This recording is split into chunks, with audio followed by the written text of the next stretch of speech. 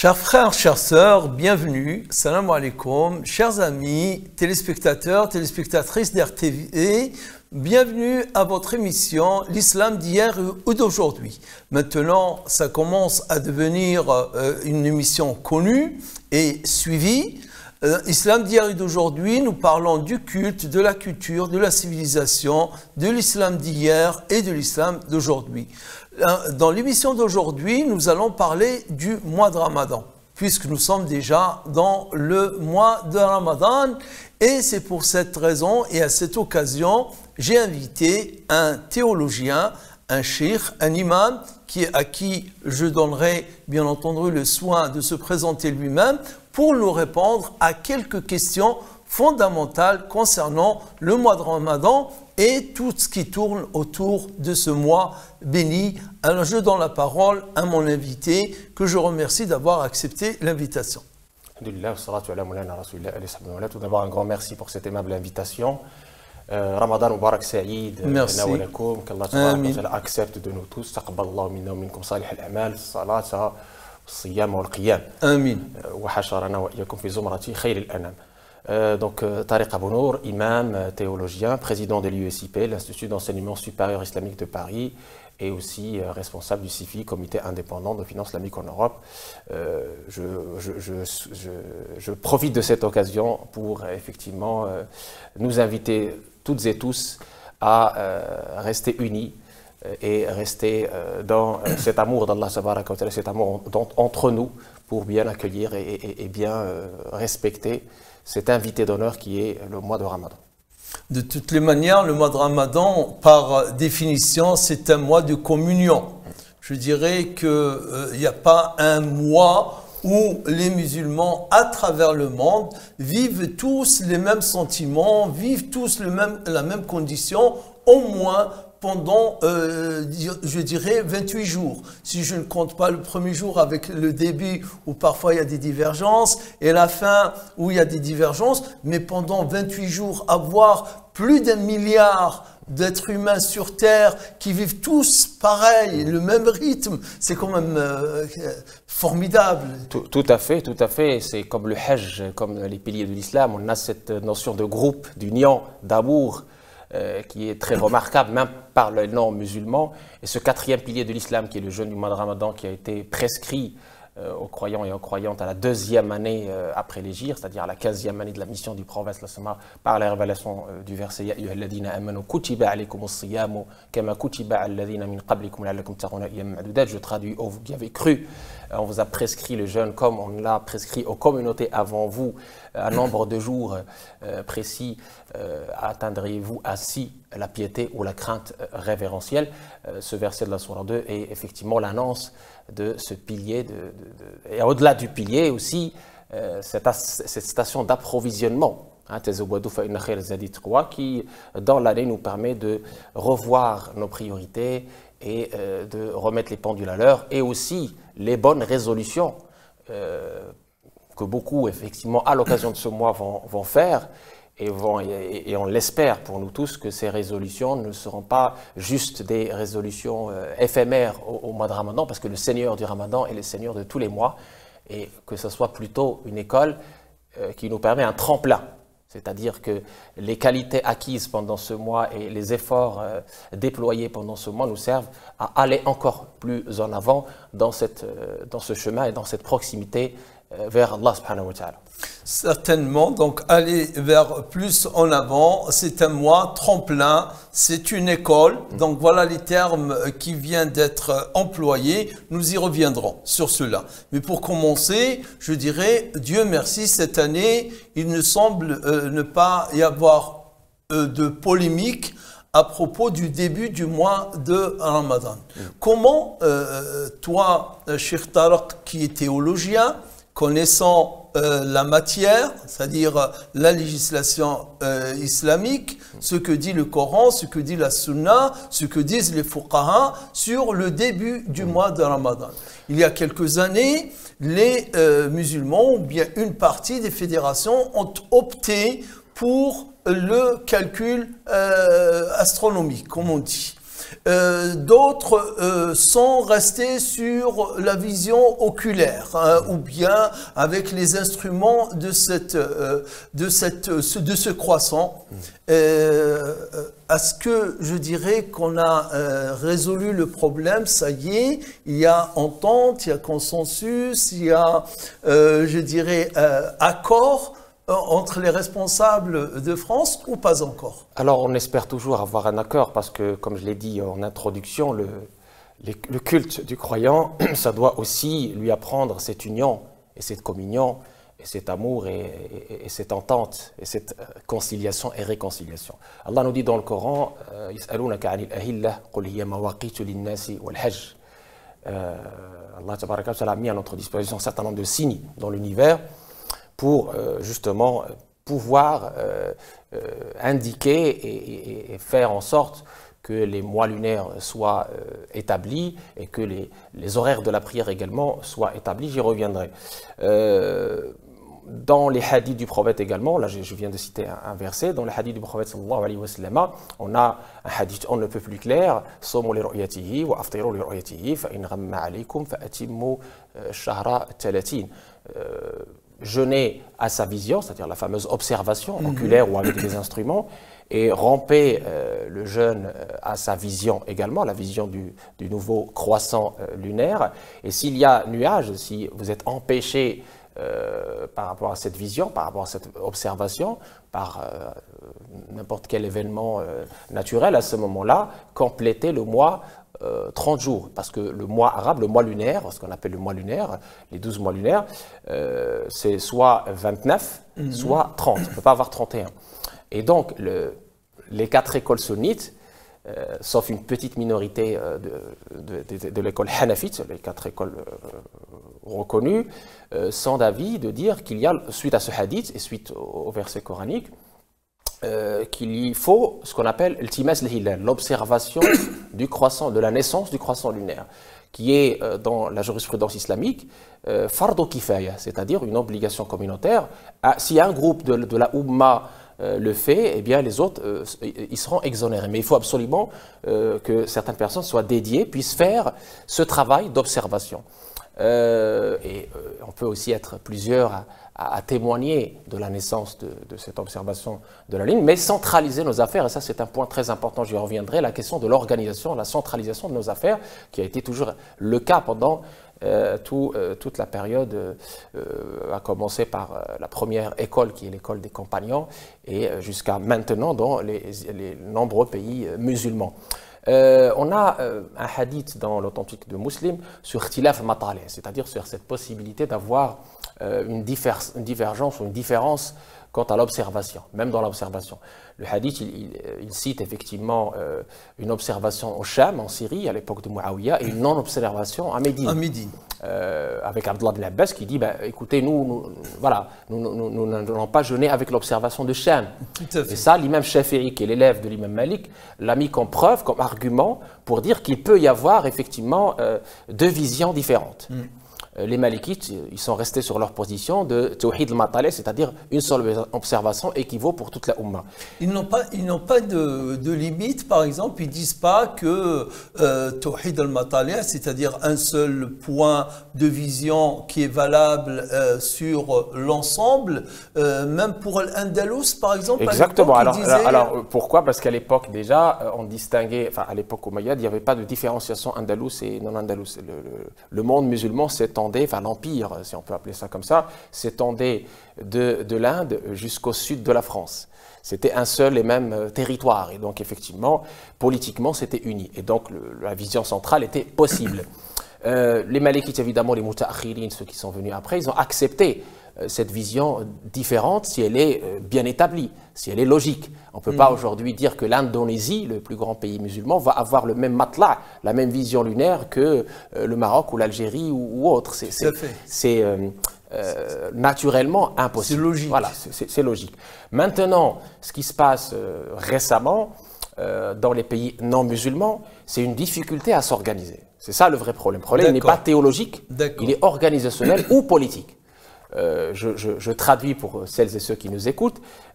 Certains disent non, non, il faut que je fasse le ramadan et la rupture, c'est-à-dire la fête selon l'Algérie. D'autres disent non, selon le Maroc. D'autres disent non, non, selon l'Arabie Saoudite. D'autres disent non, non, non, non, selon le calcul astronomique ou la Turquie. Et donc, chaque groupe ou chaque ensemble de mosquées vont converger vers voilà, leur pays d'origine ou leur groupe d'obédience, laissant les convertis ou les musulmans lambda dans une espèce d'embarras. Et ça, c'est pas du tout bon. C'est ça que moi, personnellement, c'est regrettable. Je trouve regrettable. Bien parce qu'on est dans le même pays, on est en France. Il n'y a pas de raison de regarder ailleurs parce que nous sommes dans un pays où il est possible de faire l'observation. Je l'ai signalé il y a plus d'une dizaine d'années, j'étais parmi celles et ceux qui ont appelé un observatoire national et on nous a donné les moyens pour observer. Simplement, il y a eu tellement de divergences que même ceux qui observent aujourd'hui sont critiqués, voire marginalisés. Et puis, il faut dire aussi, il y a une réalité scientifique.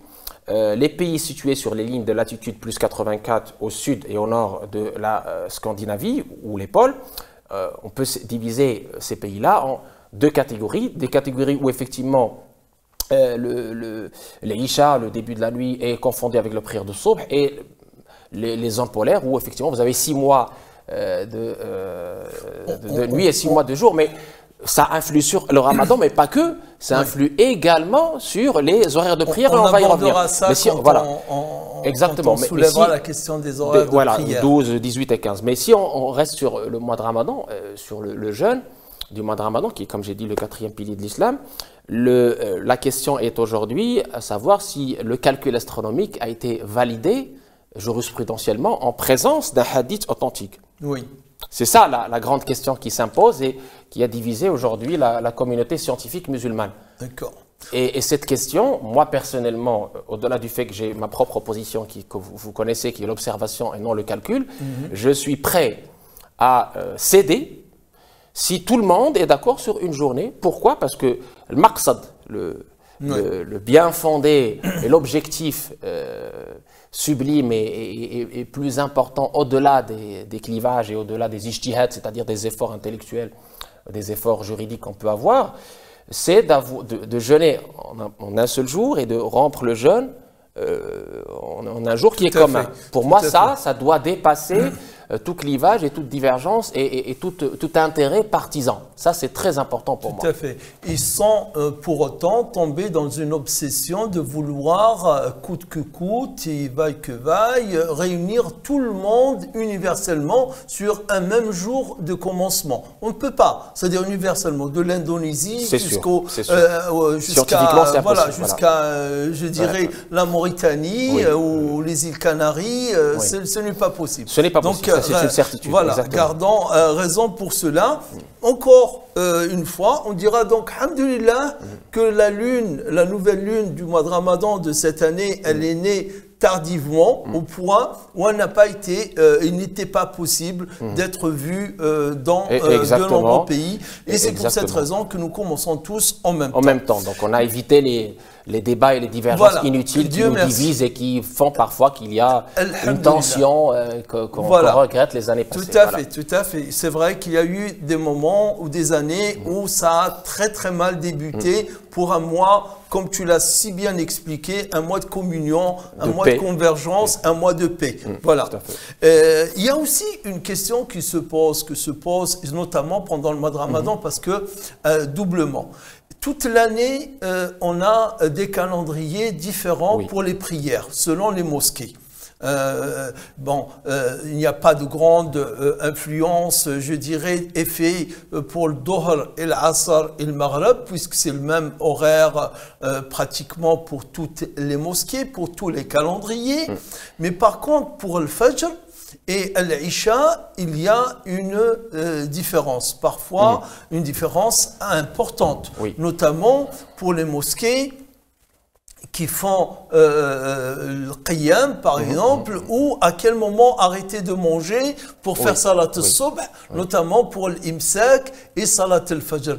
Est-ce que tu peux éclairer, Cheikh Tariq, nos téléspectateurs sur ce point de ces calendriers qui ont cours en France? Avec grand plaisir. Alors, tout d'abord, il faut comprendre que le mawaqit, c'est une science. Mawaqit linnas, le verset coranique que j'ai cité tout à l'heure, c'est une science avec des règles qui sont là depuis des siècles. On n'a rien inventé. Cette désignation, cette définition des horaires de prière, elle s'est basée à l'époque du prophète Mohammed. On a des hadiths dans la sunna sur une observation de l'ombre, du soleil, etc. Et évidemment, ça ne posait pas de problème dans un milieu, comme je disais, d'Arabie Saoudite ou de Hijaz, où effectivement on avait la succession de jours et de la nuit et la succession des 4 saisons qui était normale. J'ai parlé tout à l'heure de la latitude plus 84 et de la difficulté au nord de l'hémisphère de préciser le crépuscule et de distinguer parfois les saisons. Et ça, c'est une difficulté qui a imposé des ijtihad, des efforts, des commissions scientifiques. Ce n'est pas n'importe qui, encore une fois, ce n'est pas n'importe qui sort les avis du chapeau. C'est des commissions scientifiques avec des chercheurs et des personnes qui ont étudié pour faire ça. On a 3 types de crépuscules. On a le crépuscule civil. Le soleil est à -6 au-dessus de l'horizon. Les étoiles les plus brillantes sont visibles. Ou les zones, ça c'est très important. On a le crépuscule nautique. Le soleil est situé entre 6 et 12 degrés au-dessous de l'horizon. Et on a le fameux crépuscule astronomique. Le soleil est situé entre 12 et 18 degrés au-dessous de l'horizon quand le ciel est clairement sombre et qu'aucune lueur n'est perceptible.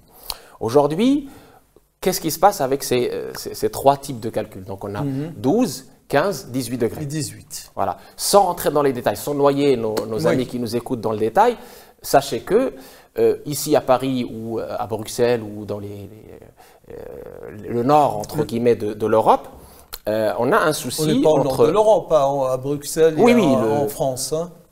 En France et à Bruxelles, on n'est pas au nord de l'Europe, on est au sud de l'Europe. On n'est pas en Espagne. D'accord. Voilà, on n'est pas dans les zones. Voilà. Ça commence à se compliquer vers les pays scandinaves, comme je l'ai dit tout à l'heure. D'accord. L'Amérique du Nord a choisi 15 degrés. D'accord. Ici, on a choisi 12 et 18 degrés. Alors, le problème qui se pose, il est très simple, vous l'avez dit, c'est très exactement la prière de Isha et la prière de Subh. Vous avez en été, parfois, la prière de Isha qui est après minuit, ce qui est vraiment une difficulté, notamment pour nos enfants et nos aînés, vers minuit, 1h du matin. Et vous avez 2 heures plus tard, à peine, la prière du Subh. Donc, la prière du Subh très tôt. 3h, 4h du matin. Ce qui est très compliqué en ramadan pour faire tarawih, pour manger, etc. Enfin, pour être tranquille. Donc, on n'a pas de problème au Maghreb parce que c'est le coucher du soleil, il n'y a pas de souci. On n'a pas de problème au Dhuhr et l'Asr non plus. On a ce problème-là au niveau du crépuscule, le choix de l'angle, 12 ou 18. Selon ce choix de l'angle, vous avez... Le 15, là, tu ne sembles pas le citer. À 2 fois, tu parles 12, 18. Et j'ai cité le 15 qui est utilisé en Amérique du Nord. Et pas en France? Mais ce n'est pas moi qui décide, vous voyez. Malheureusement, il y a eu des comités qui ont utilisé le 12, d'autres qui ont utilisé le 18. Moi, je ne vais pas nommer ici. Hein, on n'a pas besoin de nommer. On n'a pas besoin de nommer, mais ce qui crée quoi? Ce qui crée 2, voire même 3 calendriers de prière. Des calendriers de prière qui sont assez difficiles à respecter. Surtout pour Subh, et qui crée parfois des soucis pour certains, parce qu'ils disent oui, mais j'ai 3h30 ici et j'ai 4h du matin ici. Qu'est-ce que je suis pour le Fajr? Est-ce que je mange avant? Voilà, donc les gens sont perdus. Et on a pour les Isha pareil, un Isha à minuit, un Isha à 11h. Des fois, ça peut être une demi-heure, des fois, ça peut être 1 heure, ce qui pose un problème. Je parle surtout de l'été. En hiver, donc il y a certains, et je trouve l'idée pertinente, qui alternent. Parfois, ils utilisent 12, parfois, ils utilisent 18, pour peut-être faciliter en été, avoir des horaires à peu près logiques. Et en hiver, effectivement, il n'y a pas de problème, on n'a pas de souci. Maintenant, moi, ce que je dis pour conclure sur ce sujet juste pour être clair sur ce point, c'est-à-dire l'alternance entre le 12 et le 18, moi je connais des mosquées où l'hiver comme le Isha, la prière de l'Isha, elle vient tôt. Oui, hein. bien, Parfois, elle vient à 18h carrément, notamment quand on est en heure d'hiver. Oui. 18h, les gens, la plupart, ne rentrent pas du travail. Exactement. Ils ne rentrent du travail qu'après 19h avec les exactement. transports dans la région Exactement. parisienne. Et donc, je connais des mosquées, ils font bien, je suis tout à fait d'accord et j'adhère à cette idée. Ils le fixent à 19h30. C'est très bien. Jusqu'à ce que cette heure-là soit rattrapée avec le calendrier, normalement par le calendrier. Donc, je trouve ça une bonne idée pour permettre la prière en groupe, qui est évidemment plus importante que la prière individuelle de plus de 25 degrés de mérite, pour que tout le monde puisse avoir le mérite de prier en groupe. Je trouve ça intelligent et tout à fait sage. Exactement. Pour la prière du Subh, pareil, il y en a qui ont fait le choix de la prudence et de la mettre effectivement le plus tard possible. Et effectivement, c'est bien aussi. Maintenant, qu'est-ce que je conseille de façon très claire à nos amis qui nous écoutent?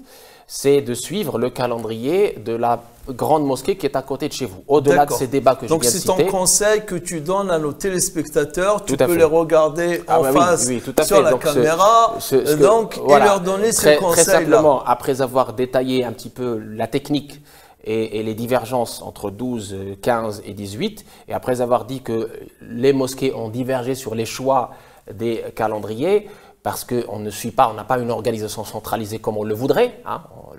L'idéal, c'est d'avoir une seule organisation centralisée avec un seul comité qui va établir les calendriers pour toute la France, et tout le monde suit ce calendrier, évidemment en fonction des régions, parce que les régions, on sait que ce n'est pas la même chose, mais en tout cas pour les horaires de prière et pour au-delà même du Ramadan, le choix peut être figé à utiliser 12 ou 18 ou 15, mais qui s'applique à tout le territoire. D'accord. Maintenant, en absence d'un organe central qui va, entre guillemets, statuer et imposer un seul calendrier, 12 ou 18 ou 15, ou une alternance entre les calendriers, eh bien, ce que je conseille, c'est de ne pas rentrer dans ces débats-là, de respecter tous ces ijtihad, de respecter toutes nos mosquées, et de suivre la grande mosquée la plus proche de chez vous. D'accord. De suivre la mosquée la plus proche de chez vous, la grande mosquée la plus proche de chez vous. Pourquoi la grande mosquée, c'est-à-dire parce qu'il y a parfois des foyers ou des garages ou des endroits qui ne sont pas, entre guillemets, tenus par des personnes fiables. Donc je ne peux pas aujourd'hui dire, ah, tiens, toutes les mosquées qu'on a aujourd'hui sur le territoire sont des vraies mosquées. Je ne peux pas m'avancer sur ce point. Je suis pas. Il faut investiguer. Donc c'est pour ça que je prends la prudence de dire suivre la mosquée, la grande mosquée la plus proche de chez vous. Sans calendrier, vous le suivez et vous ne vous détournez pas de ce calendrier. Comme ça, au moins dans le quartier où vous êtes, dans la région où vous êtes unis autour d'un même et seul calendrier. Et c'est pas grave si vous entendez d'autres sur Facebook ou sur machin qui vous disent non, mais nous on suit tel calendrier, vous leur dites pas de problème, suivez-le mais respectez les autres. Mais l'idéal, comme je le dis, je le répète, c'est d'avoir une commission scientifique sérieuse qui s'impose par la science et non pas par la passion, et non pas par des obédiences, d'accord. Ce n'est pas une question de politique ici, c'est une question de théologie.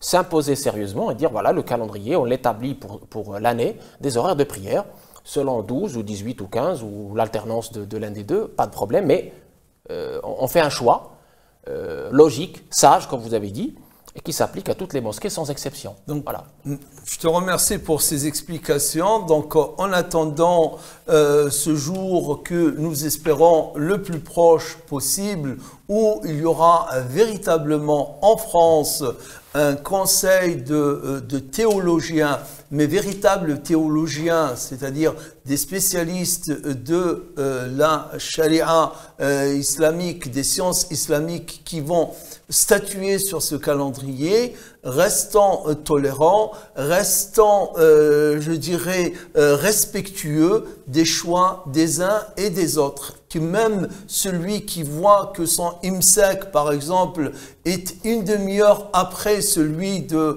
l'ensemble des gens qui sont dans la mosquée, s'il doit boire ou manger, qu'il le fasse discrètement pour ne pas, je dirais, heurter les autres qui, pour eux, le Imsak a eu lieu déjà avant ce temps. Oui, si vous permettez, pour cette notion de Imsak, on reçoit beaucoup de questions à travers notre site et à travers la mosquée aussi où je prêche, sur l'Imsak, la notion de l'Imsak. Oui. Il faut savoir que cette notion de l'Imsak est juste prudentielle. Tout à fait. Elle n'est pas chariatique. C'est-à-dire qu'on peut, parce que vous avez dans des calendriers, la plupart d'ailleurs, vous avez un temps où on dit Imsak à telle heure et Fajr à telle heure. Il faut savoir que le début du jeûne, il est au Fajr, c'est-à-dire la prière de l'aube. C'est ça le début, conformément à la parole d'Allah tabaraka wa ta'ala. كلوا واشربوا حتى يتبين لكم الخيط الأبيض من الخيط الأسود من الفجر. من الفجر ثم أتموا الصيام إلى. Donc le Fajr est vraiment le début, la prière du Fajr, le adhan du Fajr. L'horaire du Fajr est le début du jeûne. Le Imsak, c'est ce quart d'heure ou demi-heure avant le Fajr, il est fait par prudence pour que les gens puissent se préparer convenablement s'ils ont des choses à faire ou voilà. Mais ce n'est pas le début du jeûne. C'est-à-dire si une personne mange pendant l'Imsak, il n'y a pas de souci. Il doit s'arrêter. S'il veut vraiment être rigoureux, il doit s'arrêter à manger juste avant la prière du Fajr. Avant l'appel à la prière de Salat al-Fajr. Il y a aussi une question qui se pose pendant le Ramadan, c'est la fidya ou bien la zakat al-fitr. Ou l'un dans l'autre, aussi il y a une différence entre la valeur de l'un et de l'autre, je te laisse le soin de l'expliquer. Le communiqué qui est sorti à l'occasion du Ramadan de cette année, signé par quelques fédérations, donc il parle aussi de la zakat al-fitr qui est fixée à 7 euros. Je pense que c'est depuis l'année dernière ou l'année d'avant qu'on est passé de 5 euros à 7 euros. Premièrement, est-ce que tu peux nous expliquer à nos téléspectateurs pourquoi déjà elle était fixée à 5 euros et pourquoi certains l'ont fait porter à 7 euros depuis 2 ans, 3 ans maintenant? Alors, encore une fois, très succinctement, sans rentrer dans les détails. Premièrement, vous avez parlé de la fidya ou de la kafara, qui est une compensation en nourriture qu'on donne pour les personnes très vieilles, qui ne peuvent pas du tout jeûner, ou pour les personnes qui sont atteintes de maladies chroniques, pareil, qui ne peuvent pas du tout jeûner. Il y a évidemment une divergence entre les écoles. Pour les malikites, c'est une recommandation pour ces catégories-là et non pas une obligation, parce qu'à l'impossible, nul n'est tenu. Et donc, cette fameuse fidya, citée dans le Coran, fidyatu ta'am miskin, ou fi riwaya ta'am masakin, alladhina yutiqunahu fidyatu ta'am miskin, ou masakin. Cette fidya, cette compensation matérielle, elle est donnée aux pauvres avec une différenciation de la valeur selon les écoles. Il y en a qui disent c'est moud, c'est-à-dire le quart du sa', c'est la vision des malikites, le quart de ce qu'on donne à la zakat al-fitr, de la nourriture majoritaire du pays. Ici, en France, on peut dire c'est le blé, par exemple. D'accord? Donc le moud, c'est ça, avec les deux mains jointes du prophète Sallallahu. Donc on a estimé le sa' à 2,6 kg à peu près. Et donc le moud, c'est le quart de cette denrée. Et si on considère aujourd'hui la valeur monétaire, j'y reviendrai, ça donne environ 2 euros minimum, 2 baguettes. Le prix de 2 baguettes, c'est le minimum que quelqu'un puisse donner par jour non jeûné en compensation de son jeûne pour, je disais, la personne très âgée et la personne très malade ou la personne qui s'est fait rattraper par la vue du Ramadan prochain sans rattraper ses jours et sans excuse. Là, pour lui, c'est une obligation de donner la fidya en plus du rattrapage qui est de à peu près 2 euros par jour et par pauvre. L'équivalent de 2 baguettes, comme je disais. Mais une baguette, c'est 350 grammes, hein, c'est pas 1 kilo une baguette. Hein. Je n'ai pas pesé, mais en restant sur moud, c'est un quart de zakat de ça, c'est-à-dire un quart de zakat al-fitr. Ça, c'est le premier point. Deuxième point, la nourriture majoritaire, elle est à définir par région parfois, pas seulement par pays. On parle de la France. Hein. La France, je pense que le blé est une nourriture majoritaire ici. D'accord.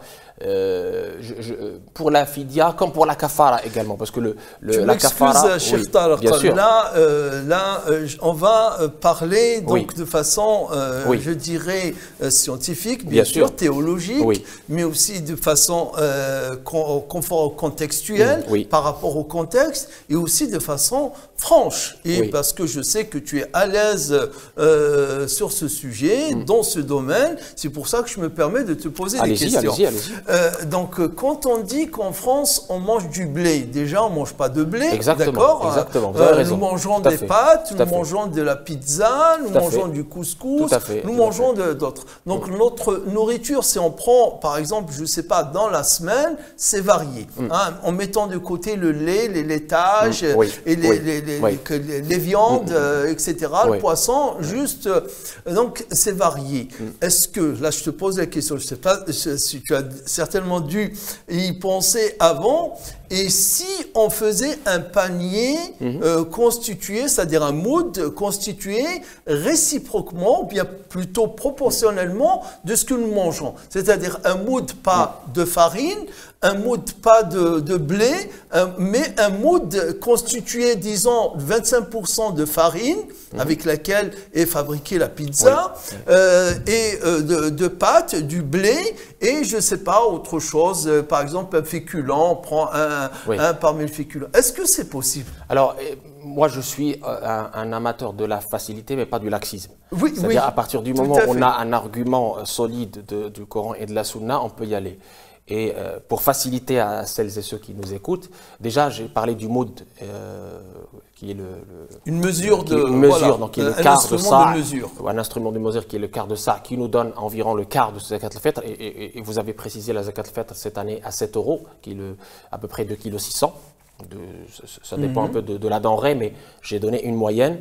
7 € pour chaque personne qui est à charge zakat al-fitr, donc je la définis si vous permettez, c'est ta'matun lil-miskini wa tuhratun lis-sa'im. C'est une purification pour le jeûneur, et une nourriture pour le pauvre, pour lui permettre ce jour-là, ce jour de la fête, de partager la joie de la fête. De partager avec nous la joie de la fête. Et elle est donnée, elle peut être donnée 2 jours à l'avance, c'est-à-dire avant la fête, mais l'idéal c'est de la donner le jour même, avant d'aller à la prière de la fête. Elle est pour chaque personne qui est en charge d'une famille d'environ un sa, c'est-à-dire à peu près 7 €. Imaginons que c'est une famille de 3 personnes, c'est 3 x 7, 21. D'accord. Donc pour celui qui la donne, pour les autres, c'est celui qui est à charge de sa famille. Qui nourrit la famille. Voilà. Ça, c'est très important de préciser les règles. Maintenant, si on revient à votre question qui est très importante, pour aller plus dans les possibilités, on avait des compagnons du prophète sallallahu. Je cite parmi eux Omar al-Khattab, le deuxième calife, Abdullah ibn Omar, son fils, Abdullah ibn Mas'oud, Abdullah ibn Abbas, Mu'adh ibn Jabal, a'lamun nas bil halal wal haram. Et parmi les suivants, on a Omar ibn Abdelaziz. Parmi les Malikites, on sait que les Malikites, dans leur version majoritaire, n'ont pas permis la valeur, c'est le naqd, mais ils exigent de sortir en nature, mais on a quand même plusieurs Malikites qui ont autorisé de sortir la zakat al-fitr et donc la fidya et la kafara également en valeur monétaire. Parmi eux, Ibn Habib, parmi les compagnons et les élèves de l'imam Malik, parmi eux Asbar, parmi les élèves de l'imam Malik, parmi eux Ibn Abi Hazim, Isa ibn Dinar, Ibn Wahb. Et on a une narration de l'imam Malik rapportée par Ibn Abd al-Barr dans Al-Kafi, et le dernier avis sur lequel est revenu Ibn al-Qasim, comme cela est rapporté dans le Bayan ou al-Tahsil. Donc on a effectivement aujourd'hui des sommités parmi les salafs, les pieux prédécesseurs, qui autorisaient, que ce soit dans les compagnons, dans les tabi'in ou dans les écoles, notamment l'école d'Abu Hanifa, pour être encore plus clair, qui autorisait de donner la zakat al-fitr ou la fidya ou la kafara en valeur monétaire pour faciliter aux gens. Et là, j'ai aussi un avis d'un de mes grands choyours qui disait dans la campagne, on le donne en nourriture et en ville, c'est plus facile et plus logique de la donner en valeur monétaire pour ne pas, encore une fois, créer de difficultés. Parce que le but, c'est de créer la facilité et de permettre. Parce que moi, je ne me vois pas aller chercher du blé qui est l'origine de... et aller le donner à quelqu'un pour il n'a pas où le broyer, c'est compliqué. Tout à fait. Voilà. Sur cette question, en fait, il y a cet aspect, hein, d'accord. Même si le débat n'est jamais tranché, voilà, n'est jamais clos définitivement. Il reste toujours matière à discuter. Moi, ma question, elle porte surtout sur l'aspect pratico-pratique. Oui. À supposer, et je suis tout à fait d'accord, que l'alimentation la plus partagée par les familles françaises, c'est les pâtes, ce qui est issu du blé. Dur ou tendre, les pâtes et le riz. Hein, c'est en général ces deux aliments qui sont partagés. 2,6 kg de pâtes, ça ne fait pas 7 €. À ma connaissance. Donc, alors, le pourquoi de 7 €, alors encore une fois. Donc, ça ne fait pas 7 €. Je prends la qualité, je dirais, des pâtes, la bonne qualité. Donc, on est à 2 € le kilo. Une bonne qualité, sans parler des promotions, etc.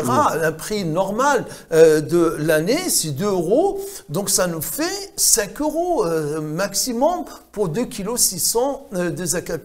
Pourquoi et comment ils l'ont fixé à 7 € ceux qui ont fait ce choix? Alors, d'abord, il faut leur poser à eux la question. Oui, d'accord. C'est très important. On essaie de comprendre ou d'expliquer à nos téléspectateurs. Simplement, quand on m'a consulté, quand certains comités m'ont consulté, on a parlé de ça. Oui. On a parlé de sa définition avec le cours aujourd'hui, avec l'inflation et avec le cours des matières premières et un certain nombre de produits qui ont augmenté, etc. C'est ces éléments-là qui ont fait que certains comités ont dit on va suivre l'augmentation des prix, on va suivre la difficulté pour le pauvre d'acquérir une nourriture à 5 €, d'acheter une nourriture à 5 €, et on va penser à la maslaha, à l'intérêt du pauvre d'abord. Parce que, comme on l'a dit, il faut toujours penser maslaha, penser intérêt, penser maqsad, penser objectif noble. La finalité, la finalité, de exactement. La finalité de cette zakat al-fitr, de cette aumône purificatrice de la fin du mois de Ramadan, c'est, comme je l'ai dit tout à l'heure, c'est nourrir le pauvre et purifier le jeûneur. C'est le partage, c'est la générosité. Si on dit qu'on est sur ça, c'est le but, à l'époque, c'était que le pauvre puisse être rassasié et entre guillemets nourri parfaitement ce jour-là, puis puisse pas aller demander, quémander ce jour de fête. C'était ça le but.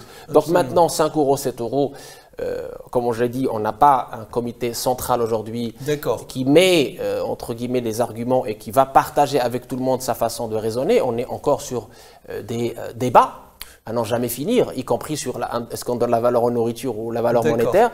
Et ça, pour moi, pour résoudre le fond du sujet, il y a deux éléments. Considérer l'objectif noble de cet aumône, et de deux, nous réorganiser pour donner à chacun la place qu'il mérite et avoir enfin une organisation centrale de notre culte, notamment pendant ces moments importants et précieux. Inch'Allah. Mais en attendant ce moment, est-ce qu'on peut dire qu'on est d'accord que cette zakat est destinée exclusivement aux nécessiteux et aux pauvres? Exactement. Masrifouha al-faqir wal miskino, comme a dit Ibn Ashir dans son nadm, c'est les pauvres et autour de vous, hein, dans un rayon qui ne dépasse pas les 70 km. Mais ça fait le cas. Pourquoi? Parce que le but, c'est autour de nous, créer cette joie, ce partage, cette solidarité.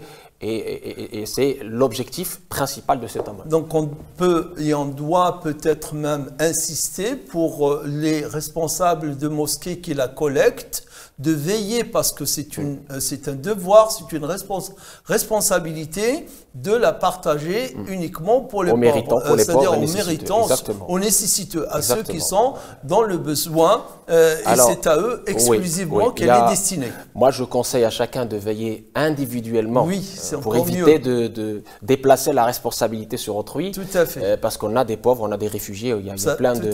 Et ça nous permet aussi d'ouvrir les yeux, de regarder autour de soi, de nous responsabiliser nous-mêmes. Voilà, de ne pas tout déléguer. Maintenant, s'il faut absolument la déléguer à des associations ou des mosquées, il faut s'assurer que c'est sérieux et que ne se mélange pas avec autre chose et que les responsables, évidemment, prennent la chose très au sérieux. Et j'ai vu des initiatives dans certaines mosquées où on avait des listes où les familles venaient s'inscrire avant. Tout à fait. Ça facilite la distribution. Voilà. Très bien. On est au début du mois de Ramadan, donc on a tout le temps pour corriger, rattraper, faire que ce mois soit vécu pour le meilleur, je dirais, de ce qu'on peut vivre un mois de Ramadan. Quel conseil tu donnerais à nos téléspectateurs pour ce qu'on avait évoqué au tout début, de faire de ce mois de Ramadan une école, de faire de ce mois de Ramadan un mois d'élévation spirituelle. On va parler de la dimension spirituelle du mois de Ramadan, puisqu'on a parlé suffisamment de l'aspect juridique, et technique, si on veut. Tout à fait. Alors évidemment, le plus important, c'est le fond. L'intention, cette pureté de l'intention qui vient en amont de chaque acte pour lui donner le sens et la vie, ça c'est très important. Le mois de Ramadan est le mois du pardon, de la miséricorde, de l'abolition de l'enfer. C'est une école qui nous apprend la patience, la solidarité, l'abnégation, de nous dépasser. Ce mois de Ramadan est le mois de la révélation du Coran par excellence. Donc il faut cette relation de proximité avec le livre d'Allah pour justement puiser dans ses secrets. C'est le moment idéal, hein, donc c'est très important. Ce n'est pas un mois d'amusement ou de changement de régime alimentaire du jour vers la nuit. Non, c'est pas un mois de fête comme j'entends sur les réseaux sociaux. Oui. Voilà, malheureusement, c'est pas ça du tout. C'est un mois de ibadah, de rituel, d'approvisionnement. C'est un tremplin. C'est une école très importante qui nous permettra de nous reconnecter à l'essentiel, de reprioriser certaines choses, d'avoir les bonnes résolutions. Et ce que je conseille aux parents et à celles et ceux qui nous écoutent, c'est d'établir un programme. Un programme avec nos enfants, avec notre famille, un programme le Ramadan aussi, avec des ingrédients. De famille, hein, donc là, tu donnes des conseils à la famille, comment vivre ensemble. Toute la famille vit le mois de Ramadan. Tout à fait, c'est-à-dire au lieu de courir vers les magasins et les centres commerciaux, d'être dans cet élan de consommation aveugle à outrance, d'excès, courons vers nous-mêmes, c'est-à-dire focalisons-nous sur nous-mêmes. Faisons ce travail. Reconnecter avec soi au lieu de rester, puisque connecter avec l'extérieur. Et ce que je conseille, c'est effectivement de déconnecter des réseaux sociaux, parce que ça fait perdre beaucoup de temps. Il y a beaucoup d'addictions, les jeux, tout ça. Au moins pendant ce mois, essayons de déconnecter du virtuel et de se reconnecter au réel, à travers, comme j'ai dit, le Coran, à travers l'ibadat, les différents ibadats qu'on fait, dans différentes mosquées, il y a des cercles de sciences, il faut en profiter. La famille, comme j'ai dit, avec un programme pour toute la famille, Inch'Allah, et surtout, comme on a dit tout à l'heure, la générosité. La générosité, le comportement vers le prochain, le partage, c'est le reflet de votre intérieur, de votre paix intérieure. Quand vous êtes connecté à Allah Tabaraka wa Ta'ala, quand vous êtes dans ce rituel pur pour Allah Tabaraka wa Ta'ala, ça donne comme reflet et comme manifestation extérieure la générosité, le beau comportement. Et le prophète Sama était le plus généreux au mois de Ramadan quand Gabriel lui enseignait le Coran. Donc soyons sur les pas de Sayyiduna Muhammad Sama, notre modèle, dernier messager, pour qu'on puisse vivre un Ramadan qui va nous permettre de nous élever spirituellement et d'avoir de la nourriture spirituelle pour toute l'année, de s'approvisionner pour toute l'année. Je connais quelques frères et sœurs qui, grâce ou pendant ce mois de Ramadan, ils coupent avec des mauvaises habitudes et toute l'année, alhamdoulilah, ils sont alhamdoulilah, épanouis, libres enfin des addictions qu'ils avaient avant le Ramadan. Et donc profitons de ce mois pour justement avoir ces bonnes résolutions et nous connecter à l'essentiel. Ce qui fait dire à certains, hein, donc, dont je en fais partie, que le mois de Ramadan, c'est le mois de la liberté et de la piété. Exactement. La liberté. Il y a un grand savant égyptien, Ahmed Shakir en l'occurrence, qui a une définition très très belle du jeûne, d'une manière générale. Hein. Il prend tous les versets versets, que ce soit ceux de Al-Maïda, ceux de Nisa, qui parlent de Siyam, qui est aussi, on le pratique pour expier certaines fautes. Par exemple, si on a juré et qu'on n'a pas tenu ce sur quoi on a juré, donc on l'expie, le parjure s'expie par notamment le jeûne de 3 jours, etc. Il dit au final, الصيام أو الصوم هو التحرر للتحرر والعتق يتحرر الإنسان من العادات, c'est-à-dire que l'homme se libère, ce que tu viens de dire à l'instant, de ses addictions. C'est-à-dire que au mois de Ramadan, normalement, tout musulman, toute musulmane, pour certaines choses, ça se fait naturellement, et pour d'autres choses, il suffit juste de faire un petit effort pour se libérer de plein d'addictions. Tu as cité tout à l'heure, Cheikh Tarek, en montrant ton téléphone. Moi, j'ai lu un livre qui est sorti, le titre, c'est Le jeûne numérique. Oui, c'est-à-dire que pas évident. C'est le titre, ça m'a plu, c'est-à-dire qui incite les gens à se libérer un peu, à se détacher de leur smartphone, de leur jeu, tous les appareils numériques, et en leur proposant de jeûner sur le numérique. Jeûner aussi c'est vrai que avant, c'est pour ça que alhamdoulilah, notre Ummah est une Ummah de facilité. Avant, le jeûne était même le jeûne de la parole. Regardez dans la sourate Maryam, Inni nadartu lirrahmani sawman falan ukallima al-yawma insiya. Aujourd'hui, le jeûne dans la Ummah et aussi dans la sourate Maryam également, on a ces jeûnes des communautés avant nous qui étaient beaucoup plus durs. Aujourd'hui, ça a été facilité. On dit qu'on faisait vœu de jeûner sur la parole, de s'abstenir de parler. Exactement, c'est énorme. Donc là, on ne vous demande pas ça.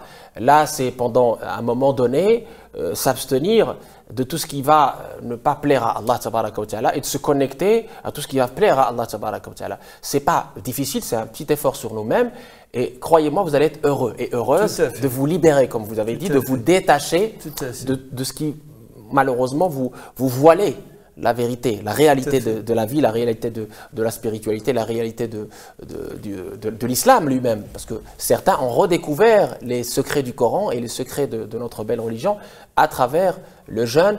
C'est pour ça qu'on dit Somu Junnah. C'est une protection, c'est un bouclier. Un bouclier contre quoi? Un bouclier contre l'insouciance, contre la colère, contre le mauvais comportement. Et on a un beau hadith par lequel peut-être je vais clôturer qui est qui nous donne le bien fondé du jeûne et la manifestation extérieure du jeûne. من لم يدع قول الزور والعمل به والجهل فلا حاجة لله في أن يدع طعامه وشرابه. Celui qui en jeûnant ne délaisse pas les mensonges, le faux témoignage, la colère et tout le reste, Allah n'a pas besoin qu'il s'abstienne pour lui, qu'il délaisse pour lui sa nourriture et sa boisson. Et on a un autre hadith, رب صائم ليس له من صيامه إلا الجوع والعطش ورب قائم ليس له من قيامه إلا السهر والتعب.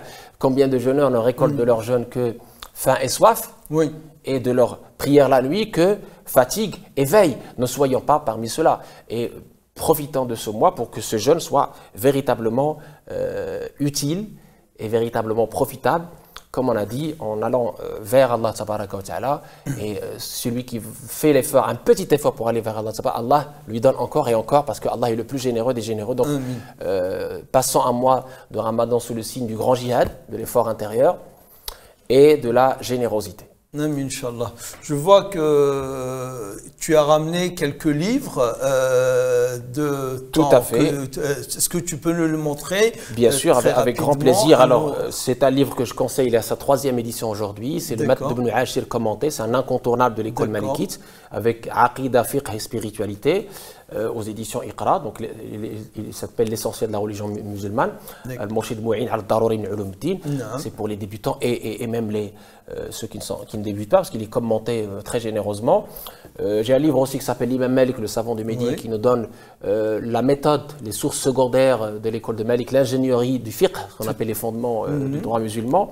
Et puis d'autres livres, bien sûr, mais je vous ai ramené ces 3-là. Et puis un livre un peu pour tout le monde qui s'appelle Sommes-nous tous violents, l'humble serviteur avec un psychanalyste, un rabbin, un prêtre et un imam qui répondent sur la question de la religion. Est-ce que la religion nous amène la paix intérieure ou est-ce qu'elle ramène autre chose?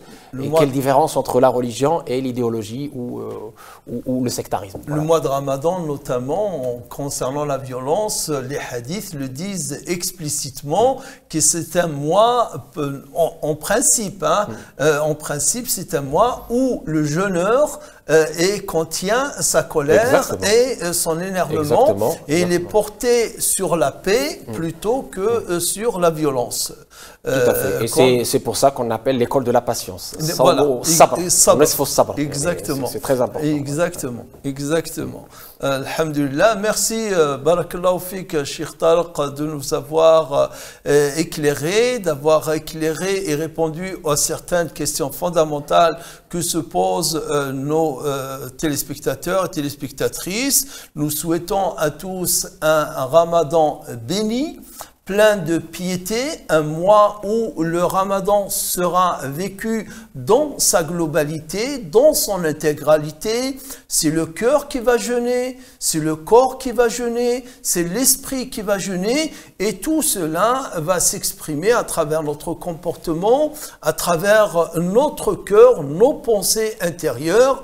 Et faites des doigts pour vous, bien entendu, vous-même, vos familles, et pour nous tous, Inch'Allah, pendant ce mois béni, encore une fois, un Ramadan béni à tous et à toutes, et au plaisir de vous retrouver une autre fois. Barakallahu fikoum, et Ramadan béni pour vous tous, et qu'on soit tous dans ce jeûne de l'élu de l'élite. Inch'Allah. Amin. Amin. Assalamu alaikum wa rahmatullah.